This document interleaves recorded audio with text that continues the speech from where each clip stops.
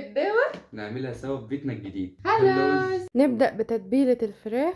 أول حاجة أحط معلقتين زيت، معلقتين كبار صويا صوص، معلقة كبيرة دبس رمان، معلقة صغيرة من بصل باودر، توم باودر، مرقة فراخ، بابريكا وشطة اختياري، ونميكس كله في بعضه. هنجيب قطع البانيه قطعة قطعة ونحطها في قلب الميكس اللي احنا عملناه، ونتأكد ان التتبيلة وصلت لكل حتة فيها. عملت نص كيلو بانيه، بعد ما خلصتهم كلهم هحطهم بقى في التلاجة. اعمل انت يا بيسو المكرونة بقى. بعد ما الميه غليت شويه زيت بسيط، نحط شويه ملح، بعد كده نفضي المكرونه، نديها تقليبه بسيطه. عمال ما المكرونة تستوي اعمل لنا بقى الوايت صوص. نحط شويه توم، نبتدي نقلب. اول ما ريحه التوم تبتدي تطلع هزود معلقه دقيق، ونبتدي نقلب.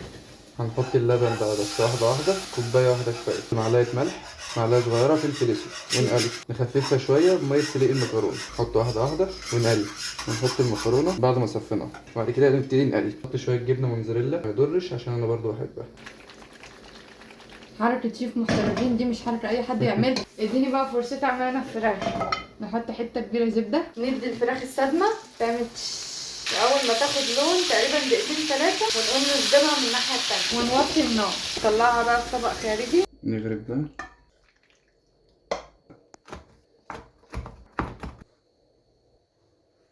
ايه الحلاوة دي. ندوق بقى. ندوق.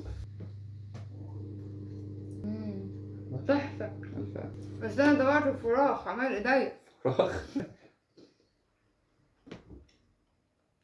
حلوة؟ لا. بجد.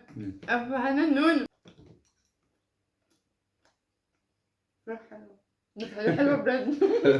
الحمد لله أول صفة طلعت حلوة. تسلم إيدينا. باي.